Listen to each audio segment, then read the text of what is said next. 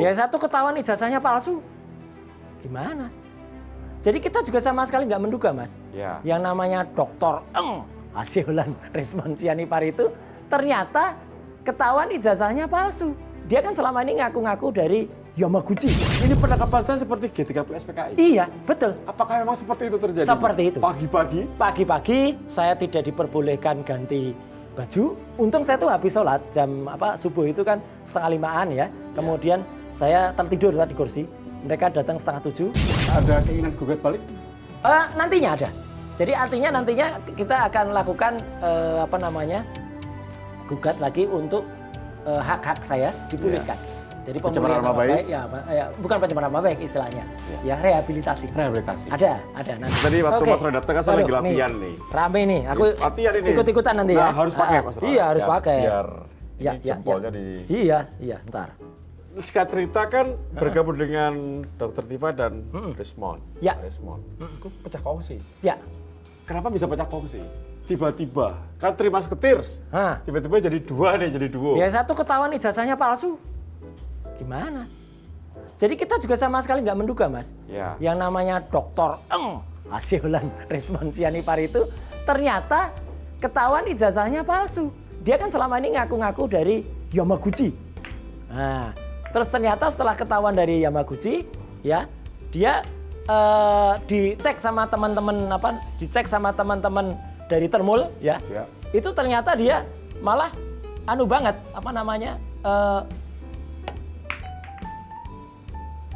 masuk lagi.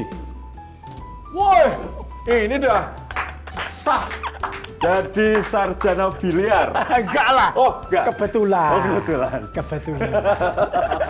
Tapi masalah sekarang ada penghalang. Ada hidup ini ada penghalangnya. Betul. Ya, yang harus ditembak padahal itu kan. Ya, betul. Waduh. Inilah kehidupan. Itulah kehidupan. jadi ya susah. Ya, tak? Ya, ini yang namanya harus pra-peradilan berarti. Iya, pra-peradilan Ya. ini. Ini harus pakai pra-peradilan ini. Ya. Tapi nice try. Kadang usaha kita kadang berhasil, kadang enggak. Iya, biasa, Mas. Nah. Lumrah. Kalau Betul. kata Bung Karno, lumrah dalam satu revolusi. Betul. Gitu. Nah, saya lihat ada pernyataan Mas Roy. Nah. Ini penangkapan saya seperti G30 SPKI. Iya, betul. Apakah memang seperti itu terjadi? Seperti itu. Pagi-pagi? Pagi-pagi saya tidak diperbolehkan ganti baju. Untung saya tuh habis sholat jam subuh itu kan 6:30 ya. Kemudian saya tertidur tadi kursi. Mereka datang 6:30.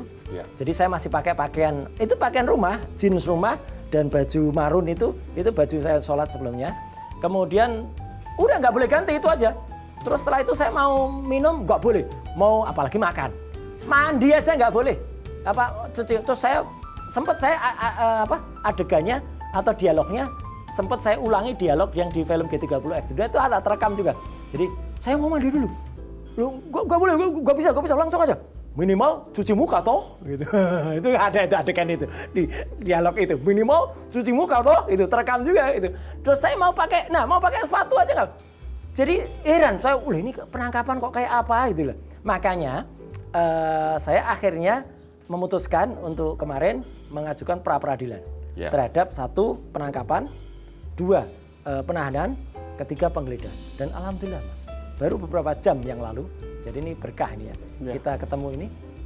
Pengadilan Negeri Jakarta Selatan luar biasa. Hakim yang sangat bijak ya. Beli Ketut ya, Pak Ketut itu berani breakthrough ya. Kalau itu bukan break the fact ya, tapi breakthrough. Ya, memutuskan bahwa yang namanya penangkapan, penahanan dan juga penggeledahan itu tidak sah. Berarti kami yang pertama kali ya, Edi? Pertama kali. Terima kasih, Mas. Sama-sama, terima kasih. Dan itu keputusannya seperti apa? Keputusannya adalah ketika itu karena satu menggunakan surat izin dari Pengadilan Negeri yang sudah tahun lalu dipakai. Ini kan konyol banget. Itu tanggal 13 November. Berarti surat itu sebenarnya untuk tujuan yang lain. Dipakai lagi. Terus ada copy paste. Di situ masih tertulis bahwa setelah nanti ditangkap itu harus diperiksa untuk keperluan penyidikan. Lah padahal itu sudah habis penyidikannya, sudah P21. Berarti kan itu kan sebenarnya surat untuk orang lain atau orang lapang. Terus KUHP yang dipakai, Kitab Undang-Undang Hukum Acara Pidananya, juga salah lagi. Jadi yang salah adalah ketika harusnya sudah menggunakan KUHP yang baru, sekarang sudah tahun 2026. Itu pelaksanaannya masih menggunakan KUHP lama, tapi suratnya itu pakai KUHP baru. Lucunya lagi, ini paling lucu ini. Ya Sri Mulat aja kalah lucu, Mas. Gitu. Ahli yang mereka hadirkan, Dr. Aristo Panggaribuan, ketika ditanya, ya, jadi ini kalau ada surat begini itu saya apa? Ya cacat formal. Ahli dari mereka aja mengatakan cacat formal. Waduh, ya udah. Berarti untungnya hakim mempertimbangkan fakta-fakta persidangan itu. Dan tadi itu dikatakan menang ya. Menang. Dan ada keinginan gugat balik? Nantinya ada. Jadi artinya nantinya kita akan lakukan gugat lagi untuk hak-hak saya dipulihkan. Jadi pemulihan nama baik, ya bukan pencemaran nama baik istilahnya, ya rehabilitasi. Rehabilitasi. Ada nanti. Tapi itu nanti dalam pra peradilannya. Makanya kami pun juga akan mempraper nanti, ya atau besok pagi ya, kalau ini tayang Kamis, besok pagi hari Jumat tanggal 10 itu akan ada pra peradilan yang kedua. Pra peradilan kedua hari Jumat tanggal 10. 10. Itu isinya adalah tentang penetapan penersangkaan saya, kemudian pasal 32 dan pasal 35. Apa yang dipersiapkan oleh Bang Raffi dan kawan-kawan? Oh iya, jadi artinya 32, 35 itu kan juga tidak sah. Saya tadi di awal kan cerita, kalau dulu ya pembuat undang-undang, saya termasuk yang membuat undang-undang, bukan saya sendirian, tapi termasuk tim. Nah itu kan salah salah undang-undang. Ibaratnya undang-undang buat menggoreng, ya digunakan untuk merebus gitu loh.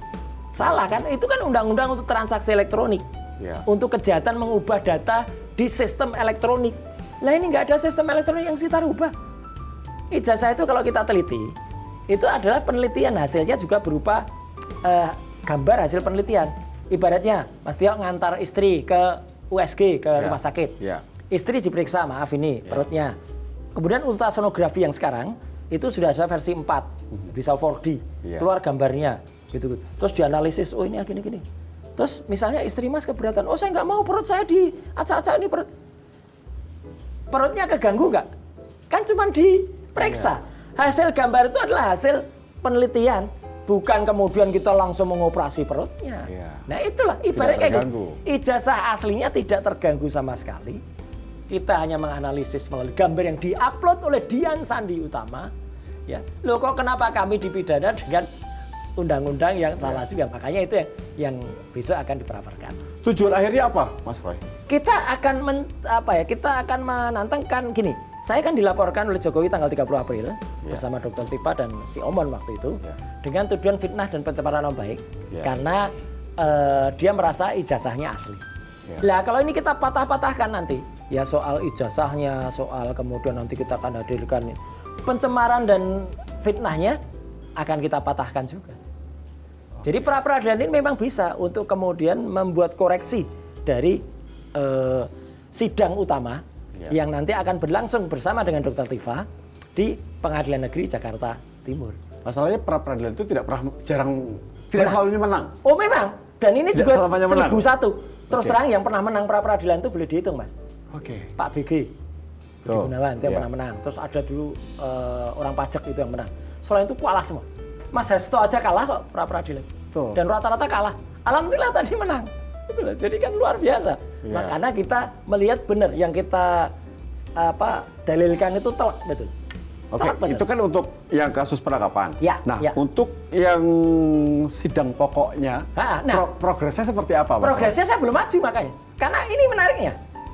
KUHP yang baru, Kitab Undang-Undang Hukum Acara Pidana yang baru, nomor 20 tahun 2025, itu justru mempersyaratkan tidak boleh perkara pokoknya maju sebelum pra-peradilannya selesai. Oh, makanya ada pra-peradilan dulu, bereskan dulu. Kalau dulu banyak Mas kejadian. Dulu itu sebelum sidang utama, kadang orang kadang praper, tapi jaksa dulu mendahulukan sidangnya sehingga prapernya batal. Padahal kadang-kadang di sidang itu banyak yang boncos. Banyak yang kemudian tidak ibaratnya belum sempurna. Dulu ada misalnya ya katakan kalau saya ini diteruskan sudah langsung terus masuk perkara. Nah kan penangkapan dan penyitaan kemarin bisa dianggap itu sah. Padahal tidak. Ya kan? Itu kan nanti akan juga bisa mengurangi beberapa dakwaan dan lain sebagainya. Meskipun sekarang belum.